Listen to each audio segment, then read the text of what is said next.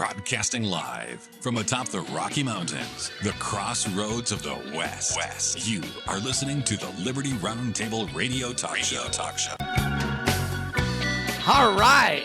Back with you live, ladies and gentlemen. Sam Bushman, Lowell Nelson, campaignforliberty.org.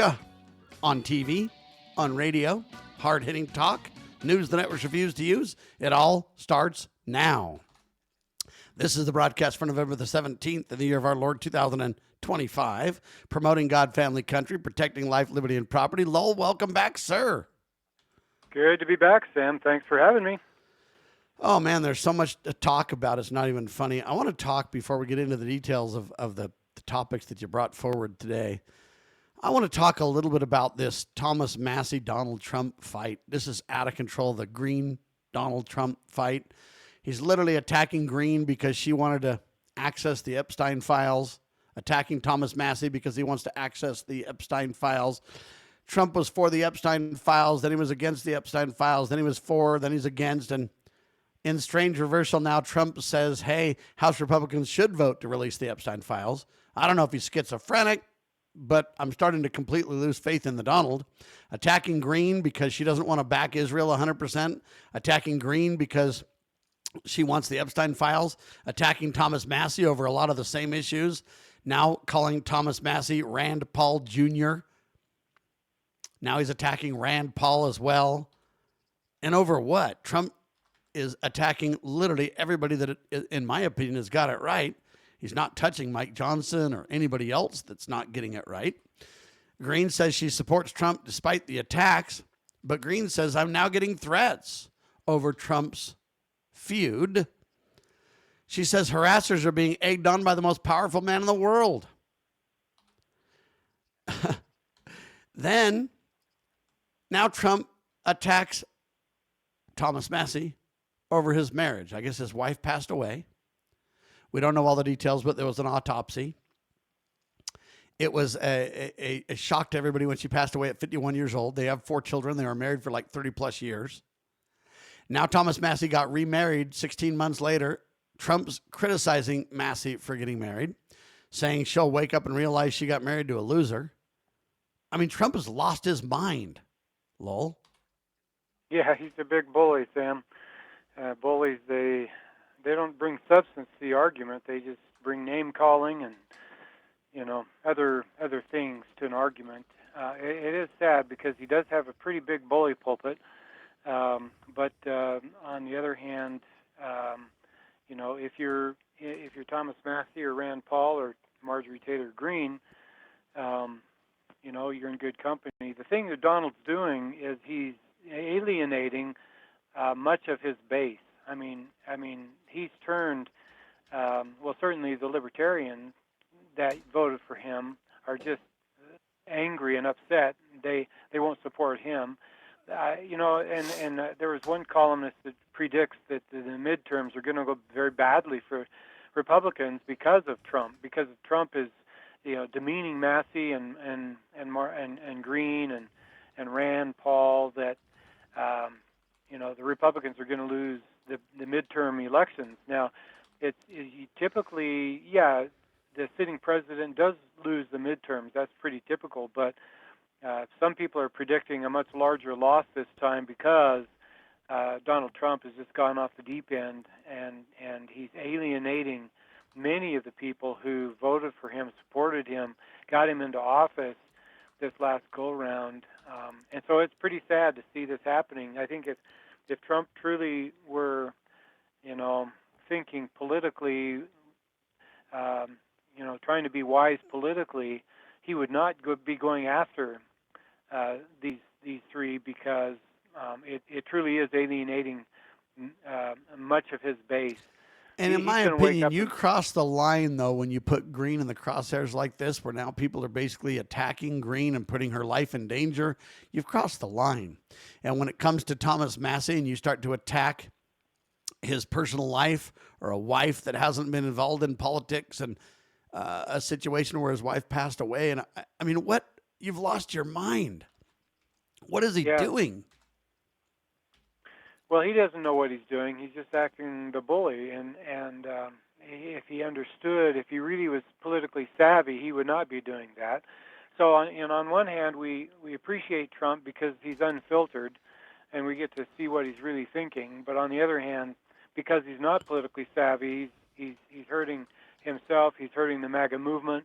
He's hurting Republicans, and most of all, and most importantly, he's hurting the very people in Congress who are standing up for the Constitution, which is what he ought to be doing, but sadly he's not doing. All right. Well, Ron Paul wrote an incredible column saying exactly what I'm saying is we've got to stand up against Donald Trump on some of these issues, right? That's right. While Dr. Ron Paul was serving in the U.S. House, when President Obama planned to send troops into Syria, there were many Republicans in the U.S. Senate who argued that he first must obtain approval from Congress before sending U.S. troops into combat. And by the way, that's just and that's constitutional, right? Absolutely right. But last week, when the Senate held a vote to remind President Trump that he is required to seek approval from Congress before launching an attack on Venezuela, there were only hold on. Why just remind Trump? Why not move forward with articles of impeachment then? If he's acting outside of his scope and his lane and its constitutional authority, that's what criminals do, sir. Yeah, absolutely right. There were only 2 Republican senators that stood up to defend the Constitution. So why was there only 2? Well, because these yahoos in Congress, they support the party instead of the Constitution. They're choosing party over principle is what they're doing, Sam. And how many times have you heard Congress critters, campaign for office? They'll say, I always, vote for, I uphold principle over party. You'll never see me, voting party over principle. And yet we see it in spades, term after term after term. And so that's what's happening. And the way the mainstream press says is they voted largely upon partisan lines. Right? Yeah, they're just a bunch of yellow bellies, Sam. They really ought to vote with the Constitution, not with the president. That's who we want. We want people in Congress who will vote with the Constitution, regardless of who the president is, regardless of what party the president represents. Well, Sam, there are only 2 only 2 Republican senators who voted with the Constitution on this particular issue last week. One was Rand Paul from Kentucky, and one was Lisa Murkowski of Alaska. Noticeably absent from that list of 2 was Mike Lee of Utah. Now, I would have expected him to vote with the Constitution, but no, he chose party over the Constitution. Very disappointing. Well, and how many Democrats voted against this? How many Democrats voted with Rand Paul and with Lisa Murkowski? All of them. Okay, yeah. So hold on. Let's be very clear, because I don't play games with partisan politics. I'm not a Republican or a Democrat. The fact is, the Democrats backed the Constitution, and the Republicans did not, except for a couple of exceptions, which we just pointed out. Is that true? That's true. So the Democrats deserve some praise. Now, you would say, well, Sam, they didn't do it for the right reasons. You know that. They just hate the Republic. I don't care. They did what was right. And would it be better to do the right thing for the right reasons? Absolutely. But is it better to do the right things for the wrong reasons than the wrong things for the wrong reasons? Yes. So let's give a little bit of credit where credit's due. We should have had more Republicans send a clear and decisive congressional, constitutional message to the President of the United States. Stay in your lane, buddy. You're out of control. You're out of line. Stay in your lane, sir. And the Democrats did that, and they deserve some credit for it, Lowell. Yeah, I agree, Sam. Dr. Paul pretty much concludes his column with a history lesson, real short and sweet. He says this, quote, "We fought a war against King George III to negate the ability of a king to take the people to war on his whim. Now, Congress scrambles to abrogate that hard-fought achievement in the name of political expediency," end of quote. So Dr. Ron Paul, the wise old sage that he is, he wants people in Congress to vote with the Constitution regardless of who the president is. And I totally agree. We must. And I want the president to stand with the Constitution so there's no daylight between the two. I want the Constitution and the president to be such in lockstep, such on the same page that it's easy. Not a conflict, not a battle, not a breakdown in trust or morality. I want the president to be so constitutional that voting for him becomes easy. Lowell? Right on, Sam. And so if you live in Utah, then after the show today, please call John Curtis and Mike Lee's offices. Hold them accountable for their failure to vote with the Constitution. And if you have Republican senators anywhere in any state and you're listening to this show, then after the show, call them and express your disappointment in them. Sam? Judge Napolitano coming up. He speaks out on this boldly, nobly independent week after week, and we're going to tell you about it in seconds on Liberty Roundtable Live with Lowell Nelson, campaignforliberty.org. Welcome back, ladies and gentlemen, to Liberty Roundtable Live. My name is Lowell Nelson. I'm riding shotgun this morning with your host, Sam Bushman. Andrew Napolitano comes out with another great column entitled, Can the President Disrupt Free Speech? Well, that's an important question because that's what he is doing. And we ought to say, should the president be allowed to? I mean, I understand the can word, but yes, he can and he does oftentimes. But should he, and is he constitutionally allowed to, right? Yeah, and that's what Napolitano gets into. Does he have the legal or the moral authority to do so? And basically the answer is no. But Judge Knapp talks a little bit about the history that preceded President Trump's, trying to disrupt free speech. It started with President Woodrow Wilson, who arrested people who were critical of U.S. involvement in World War I. Wilson's Department of Justice persuaded the courts that bad tendency speech could be prosecuted. Now, what is this bad tendency speech thing? Well, it is speech that might tend to violence. And American jurisprudence permitted like attacking Greene, you mean? That kind of speech? Yeah, exactly. That's exactly the bad tendency speech. American jurisprudence permitted the government to prosecute bad tendency speech for about 5 decades, basically from Woodrow Wilson down to 1969. Now, what happened in 1969? Well, the Supreme Court took a case called the Brandenburg versus Ohio case, and they unanimously rejected judicially sanctioned suppression of free speech. And in doing that, they articulated the modern or the current understanding of free speech. And this is the understanding that Judge Knapp has been talking about for the past 6-12 months. It is this, quote, all innocuous speech is protected from prosecution, and all speech is innocuous when there is time for more speech to challenge it. The Brandenburg ruling has been upheld numerous times, as recently as just last year by the current Supreme Court. It basically unleashes public speakers to say whatever they wish, even to advocate violence, so long as there is time for other speech to challenge the speaker, end of quote. Well, while the whole country was worried about the shutdown this past month, Trump issued National Security Presidential Memorandum 7.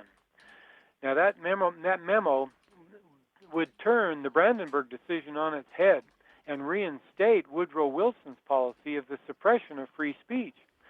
And so what we have here, ladies and gentlemen, we got the executive branch saying one thing, meaning they want to suppress free speech, while the judicial branch is saying something else. Do not suppress free speech. And this raises a number of constitutional issues, which Judge Knapp gets into.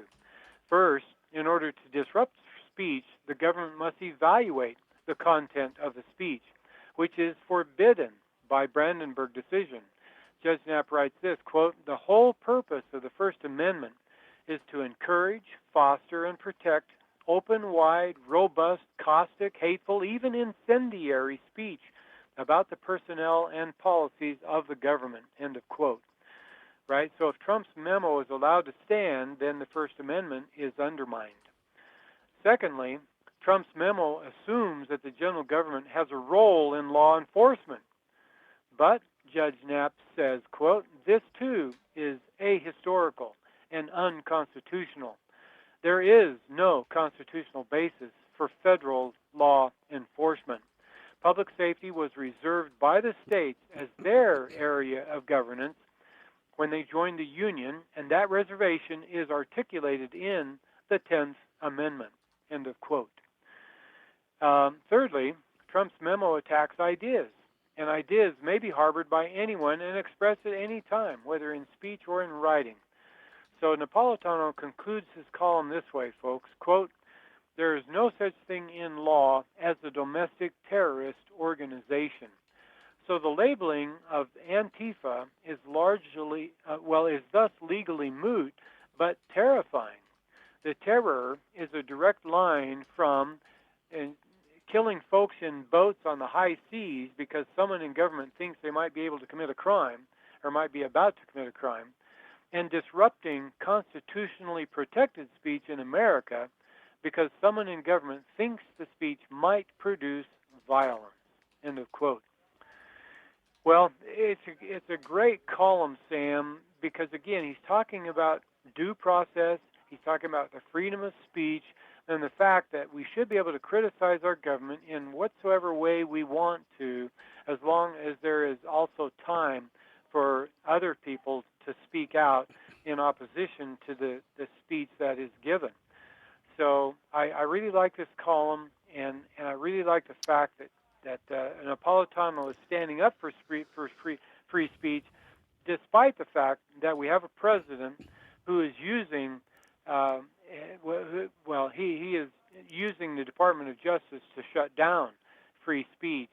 He's using law enforcement to shut it down in the states where he has no business doing that. And Sam? Josh Phillip over at Epoch Times, he does the program called Crossroads, just highlighted this fact. The U.S. makes Antifa terror designation official. Yeah. And I am not for Antifa. I think they do a lot of damage. But I'm the kind of guy that I don't want to look at what someone says or what someone thinks and become the, judge, jury, and executioner or the thought police. If they've committed violent acts or crimes, prosecute them to the fullest extent of the law. If they say things that we don't like, Donald literally is putting Miss Greene in harm's way right now. President Trump's attacks need to stop on Thomas Massey and his poor dear wife that's done nothing, for crying out loud. Okay, but I respect President Trump's ability to say what he wants, but same with Antifa. And you know what? I'm not convinced Antifa's my friend, but I'm also not so convinced they're as big of an enemy as we think. They're just taking orders from someone above them. Who's funding Antifa? Who's giving them the money? See, we bring up George Soros and Trump will be like, "Oh, leave George alone. Come on." See, we're not getting to the bottom of any of these real issues. We're just, discussing it in very generic terms. Trump wants to designate this because then he looks like he's hard on crime. And then the Antifa people want to get crazy and say Trump's a lunatic. And then it's, oh, you've got Trump derangement syndrome. And then it's like, we need men and women of good moral character to put the interests of their constituents and their country before their political party and before their president. Judge Knapp is spot on. Ron Paul is spot on when we talk about these things. Whatever happened to due process in America, lol? It's simply going by the wayside under Republican leadership, for crying out loud. You got that right, Sam. And it's up to us, the citizenry, to hold these people accountable. That's you and me, folks. That's us, the people. We, the people, must hold them accountable. And that's why I'm recommending that after this show's over, you call your U.S. senator, unless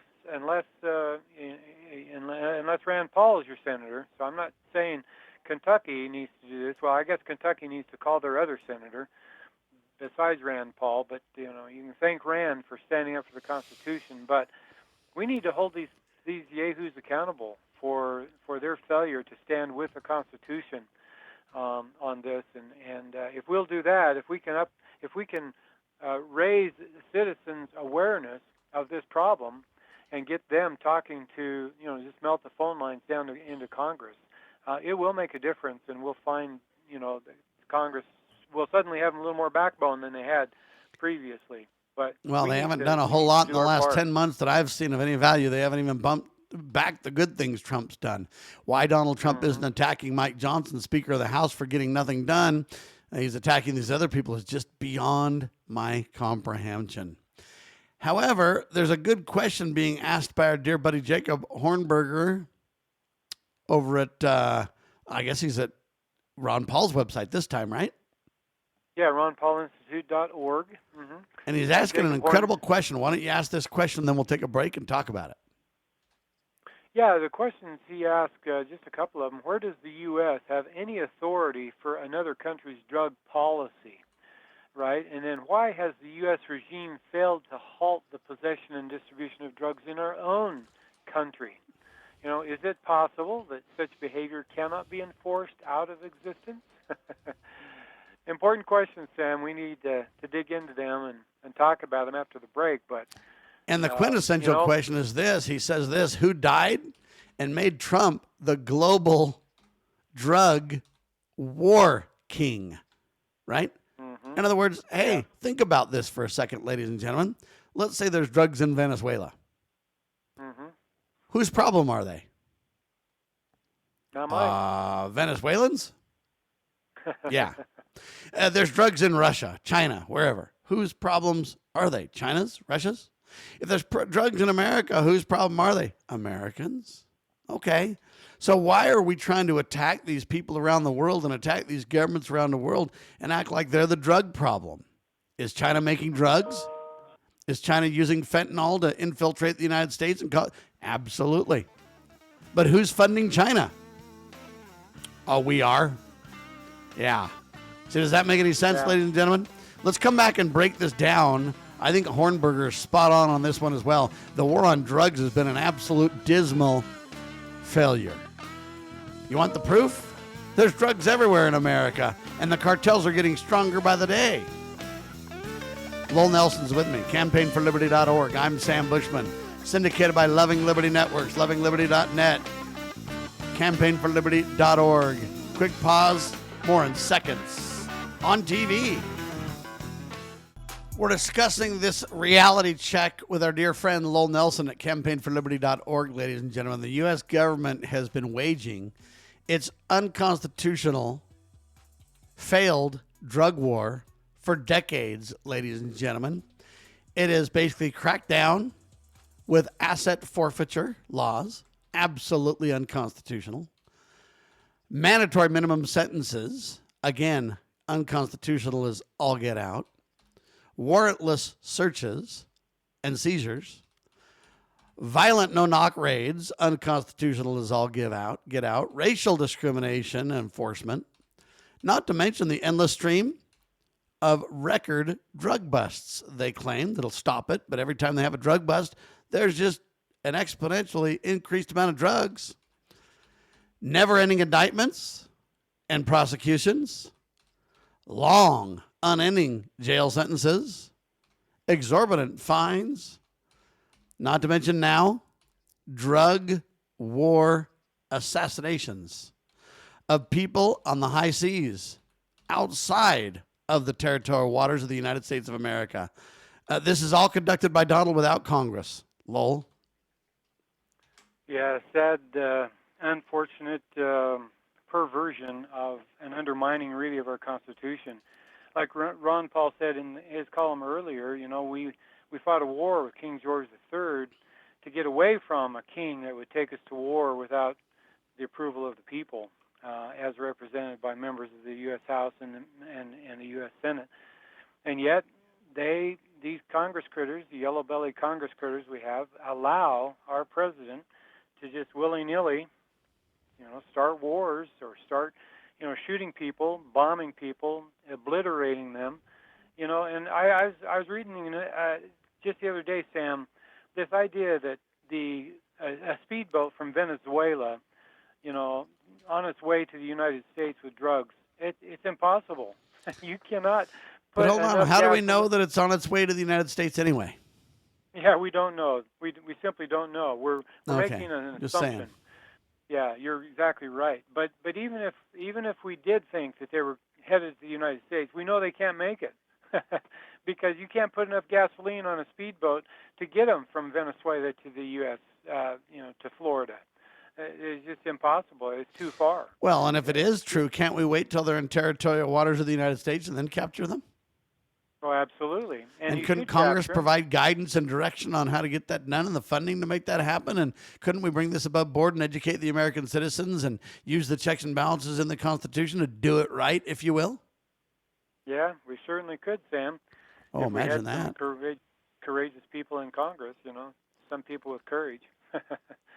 Well, and I think to some extent, I think Rand is doing that. I think Marjorie Taylor Greene is doing that. Thomas Massey certainly is doing that, which is why they're in the crosshairs of the president, because he doesn't want, he doesn't want to have to follow the Constitution. He doesn't want to be hobbled with the Constitution.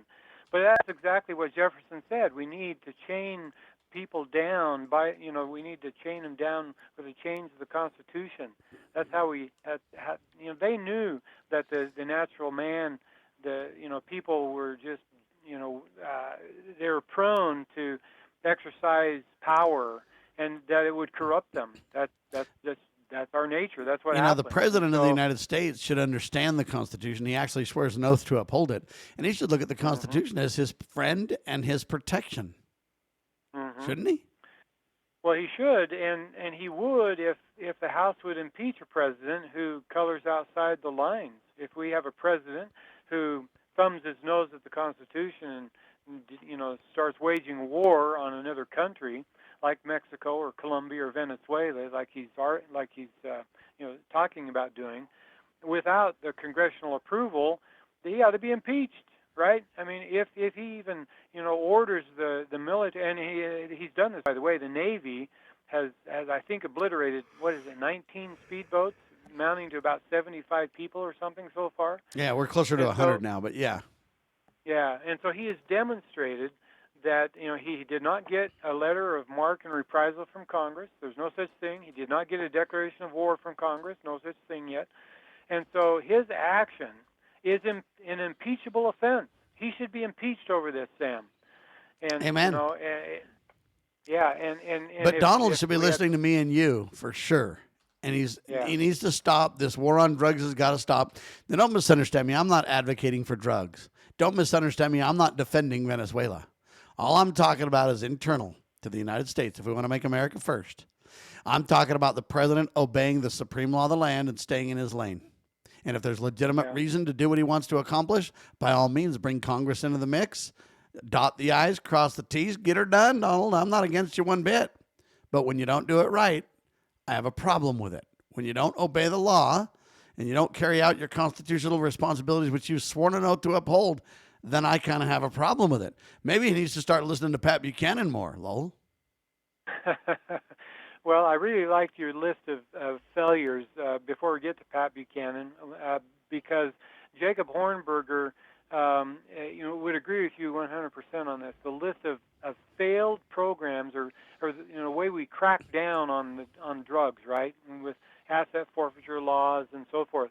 That list that you gave at the outset of our conversation here, this segment, is exactly why we should end the war on drugs.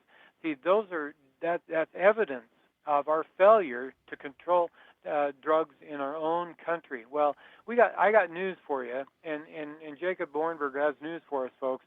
None of this has worked to prevent American consumers from ingesting what they want to ingest. But one thing he writes is clear and indisputable.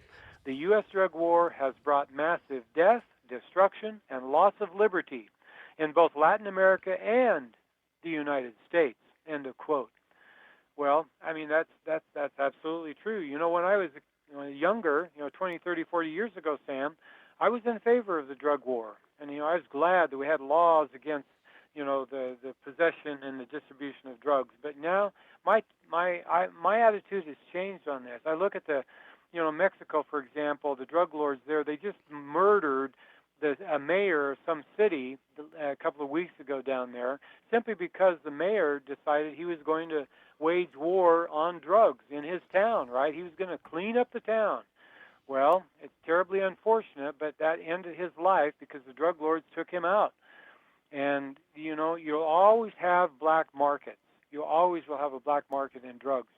And so are you and I going to change our habits, Sam? Are we going to start using drugs simply if they become legal? Well, absolutely not. You and I Well, are and we can also have a no man's land too. We don't have to make drugs illegal, but we don't have to make them legal either. So the idea is, as long as you're doing drugs in your own house or doing whatever you do privately and you're not affecting or violating anybody else's rights, don't care. On the other hand, you start to violate somebody else's rights or act out in some way that violates the laws of our land, we will prosecute to the fullest extent of the law. It's that simple. So we don't have to make drugs illegal or legal. I think that's the false argument, that we've always got to make something against the law or for the law by the government. Why does the federal government even have to be involved in it at all? There's no drug license or control or authority granted constitutionally anywhere, Lowell. Well, and if you look at history, Sam, when the prohibition, Amendment 21 was passed, ending the prohibition of alcohol, the manufactured, distribution, and sale of alcohol. Once that ended, then the organized crime just disappeared. And so we had these agencies of the federal government. They had a lot of firepower and manpower, and they didn't have anything to do because organized crime went away with the end of prohibition, right? And so they invented the war on drugs. They said, well, let's name marijuana. Let's call it the bad boy, and let's go after anybody who traffics marijuana. So the real reason for the war on drugs, Sam, is not because they want to get rid of the drugs. It's because they need a reason to exist. These agencies with their guns and their firepower and their manpower, right? That's why they exist. That's why we have a war on drugs, so that gives them a reason to exist. Well, we don't need them. And if we've locked down the border like we're told, aren't we told that we've locked down the border by Donald? Yeah. So we don't have a drug problem then if it's all coming in from the border, right? It's got to be coming in somehow, yeah. If we've locked down our borders, there's no drugs coming in, Lowell. You can't have it both ways. Either there's drugs coming in and it's a problem, we haven't locked down the borders, or we have locked down the borders and they're not coming in. Which is it? See, where's candid people to ask those kind of questions? Nowhere to be found, it doesn't seem to me. Well, you can't say the border's locked down, but drugs are coming in. How does that work? Do they come in all by themselves? Does a marijuana plant just roll in, like a tumbleweed, just roll across the border? I mean, come on. You're just making too much sense, Sam. It just makes me mad because we're led around by the nose when they just put a hook in our nose and lead us around from stupid topic to stupid topic. Now, again, I'm not for drugs, but why is marijuana like the end of the world drug when they act like it's like PCP? At the same time, alcohol is legal for all the governments to get tons of money on. In Utah, they even have government-controlled known liquor stores. They participate in the filthy lucre. It's a disgrace. Yep. All right, let's praise Pat Buchanan. He deserves it. We'll do it in seconds. There's a lot of people really trying to make some real advancements on Pat Buchanan and give him some standing in the world. He's one who deserves it. I'll tell you that right now. Hey, welcome back, ladies and gentlemen. Lowell Nelson here again with Sam Bushman, your host on Liberty RoundTable Live. Pat Buchanan, boy, is he ever a marvelous man. A lot of great years of service to the country. I like to talk about Ron Paul all the time, and I do so for a lot of reasons, good reasons. But today I want to bring into the conversation another gentleman, Pat Buchanan. Lou Rockwell wrote a column about Pat Buchanan last week, and Lou calls him, talking about Pat Buchanan now, Lou calls him, quote, a remarkable figure in American politics. Pat is a hero because he spoke truth to power, politically challenged the corrupt U.S. uniparty system when he ran for president 3 times, defended the sovereignty of America, and warned us about the collapse of Western civilization, end of quote. So that's the beginning of his awesome column about Pat. A number of people are asking President Trump now to award Pat with the Presidential Medal of Freedom. And I'm one of them, Lowell. Yeah, me too, Sam. I don't know, Pat Buchanan, I didn't know a whole lot about him, but, the guy's an American hero. I got to know Pat Buchanan back in the early days when I used to work for Chuck Harder. This was in the early 90s and stuff like that, and Pat was standing tall, and his sister, Bae Buchanan, did a show with the radio network that I was involved with and everything else, and all I'm telling you is Pat's been a hero of mine ever since. That's so cool. according, just quoting some more of Lou Rockwell's, this is evidence of how great Pat is. He writes this, quote, Pat Buchanan is a towering figure in American statesmanship, 6 decades of public service. From his early days as a young speechwriter for Richard Nixon to his hard-charging campaigns for the presidency would alone qualify him for the nation's highest honor. But what sets Buchanan apart is that he foresaw, long before others, nearly every political crisis and cultural challenge that animates the country today. Buchanan warned us that mass migration would erode our national identity, that reckless interventions abroad would sap our strength. His speeches read like prophecy. His famous culture war address to the 1992 Republican National Convention warned of the relentless advance of the left's social agenda, abortion on demand, the degradation of religious liberty, women in combat units, and the redefinition of the family, end of quote. Now, I realize that's a long quote, Sam, but I just wanted to get out there the reasons why, the evidence, why Pat Buchanan is so important in the political constellation here in America. Lou recognizes that he and Pat Buchanan don't agree on every issue, of course, but they do agree on support for peace.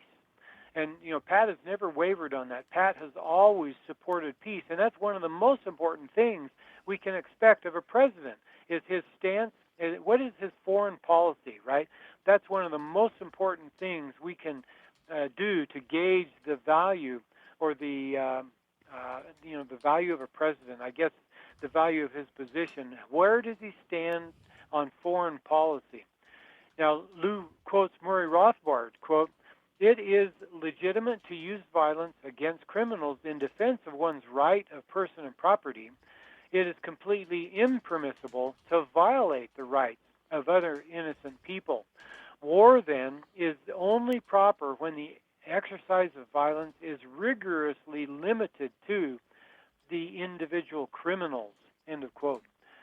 Well, turns out that Pat Buchanan, he opposed the war in Ukraine. He opposed nuclear confrontation with Russia. He opposes a confrontation with China. And he opposes American involvement in the Middle East. He's against the Iraq War, sanctions, and attacks on Iran, and aid to Israel or any other country in that region. He has not hesitated to condemn the neocon warmongers becoming the target of their hate, right? That's the retribution. And boy, if you call out the warmongers, you become the target of their hate. Well, that's what Pat did, and that's why he is the target of hate from the neocon warmongers.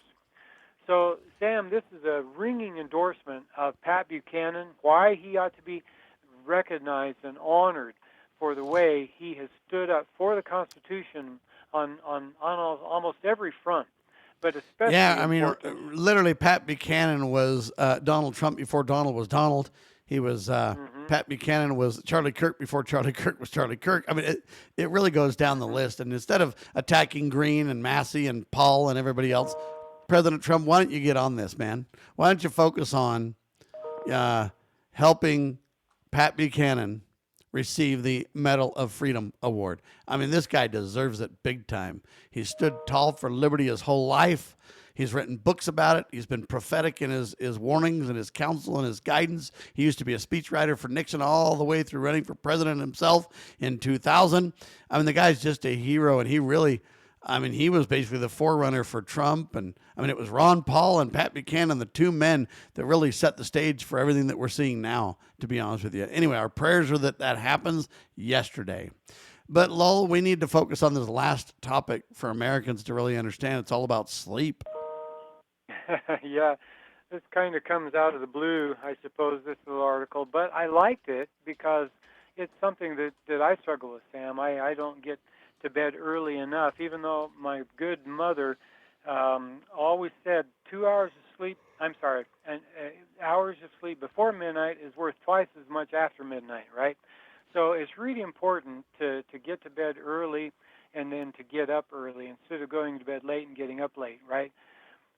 and I never really understood why that's the case. But then the Epoch Times came out with this article about the brain and how, what it does when you sleep. And I found this very interesting, fascinating, actually.